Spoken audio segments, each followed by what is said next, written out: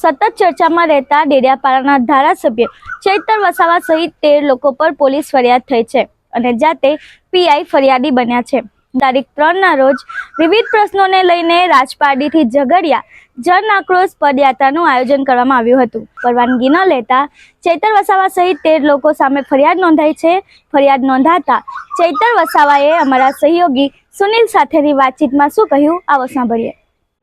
ચૈતરભાઈ, ફરી ફરિયાદ એકવાર નોંધાઈ છે તમારા ઉપર, એ પણ જાતે ફરિયાદી જે છે તે પોલીસ ઇન્સ્પેક્ટર બન્યા છે।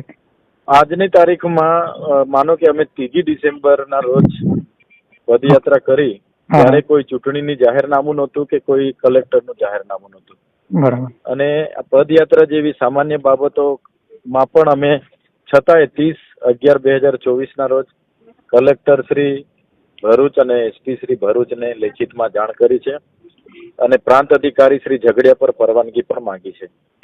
છતાં છેલ્લી રાતે પોલીસના અભિપ્રાય નકારાત્મક આવવાથી તમારી પરવાનગી રદ થાય છે એમ કરીને વહીવટી તંત્ર દ્વારા બીજા દિવસે અમને કહેવામાં આવે છે।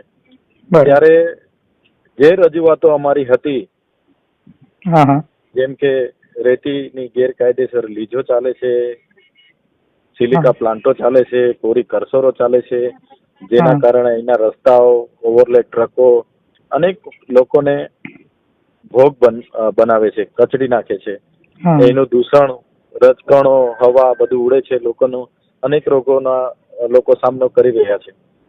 ત્યારે એ રજૂઆત અને સાથે સ્થાનિક લોકોને જીઆઈડીસીમાં કાયમી પરમેનન્ટ નોકરી મળે, જીએમડીસીમાંથી દૂષિત પાણી નીકળે છે અટકાવવામાં આવે, જે પણ જમીન જીએમડીસી 2 અને નેશનલ હાઈવે 56માં સંપાદનની પ્રક્રિયાઓ ચાલે છે એમાં પણ ખેડૂતોની સહમતિ લેવામાં આવે, એ માંગો સાથે અમે શાંતિપૂર્ણ રીતે કોઈને પણ અડચણરૂપ બન્યા વગર પદયાત્રા યોજી હતી।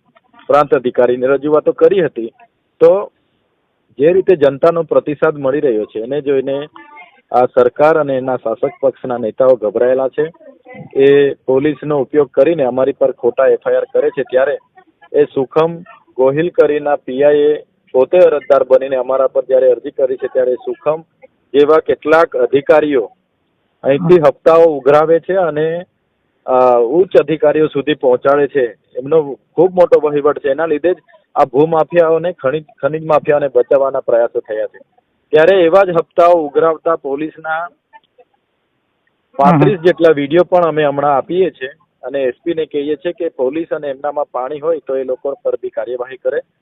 અમારો અવાજ દબાશે નહીં। આ બંધારણનો, બાબા સાહેબે આપેલા સંવિધાનનો અવાજ છે, આદિવાસીઓનો અવાજ છે, ઝઘડિયા અને ભરૂચની જનતાનો અવાજ છે। અમે કોઈ જેલથી ડરવાના નથી।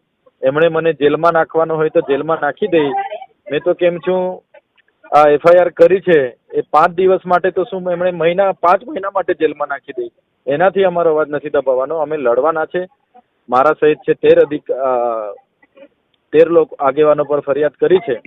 અમે જેલોમાં પણ રહીશું, ત્યાં પણ અમારી ક્રાંતિ ચાલુ રહેશે અને આ વહીવટી તંત્રને કહીએ છીએ કે જેલો મોટી બનાવી લે। અમારો સામનો અવારનવાર થવાનો છે આમની સામે, તો જેલો મોટી બનાવી લે। અમે જેલ ભરો આંદોલન પણ કરવા તૈયાર છે। શું લાગે છે ચૈતરભાઈ, રાજકીય રીતે કોઈ ફરિયાદ કરવામાં આવી હોય એવી રીતે કઈ? પોલીસને ઢાલ બનાવી સરકાર એનો વહીવટ ચલાવે। ખાણ ખનીજ માફિયાઓ પર બેફામ હપ્તાઓ ઉઘરાવવામાં આવે છે ને જેના એ હપ્તાઓના કારણે જ આખા કમલોમાં સુધી હપ્તાઓ પહોંચે છે અને રાજ કરે છે। પણ અમે આ વિસ્તારના જનતા જે રેતીની લીજોની ખાડાઓમાં પડીને મરે છે, ટ્રકો કચડાઈને મરે છે અને પ્રચંડ અહીંયા જે મોત તાંડવ રચાઈ એની સામે અમે લડતા રહીશું। અમે કંઈ પણ એક્સિડન્ટ થયું છે અને એ મોત થયું છે એ બાબતે શું કહેશું? પોલીસનું પેટનું પાણી નથી હલતું। અઠવાડિયામાં 3 થી 4 મોત આવા થાય છે ઓવરલેડ રેતીના ટ્રક દ્વારા। તો પોલીસ કેમ એમને પકડતી નથી? એમના પર કેમ કાયદેસરની કાર્યવાહી નથી કરતી? પોલીસ કેમ એ ગેરકાયદેસર પરવાના છે કે નથી, ઈસીનું પરવાનગી છે કે નથી, તપાસતી નથી? એટલે પોલીસને તો હપ્તા ઉઘરાવવાની મજા પડી ગયેલી છે। એટલે હપ્તાખોરી સામે પણ અમે ઉતરવાના છે। જે પોલીસ હપ્તાખોરી કરે છે એના 35 વિડીયો હમણાં ટૂંકમાં જ 5-10 મિનિટમાં જ હું બધાને મૂકું છું। એમના પર પોલીસ કાર્યવાહી નહીં કરશે તો આવનારા દિવસોમાં એસપી કચેરીનો પણ અમે ઘેરાવો કરીશું। જી ચૈતરભાઈ, અમારી સાથે જોડાવા બદલ આભાર। ધન્યવાદ।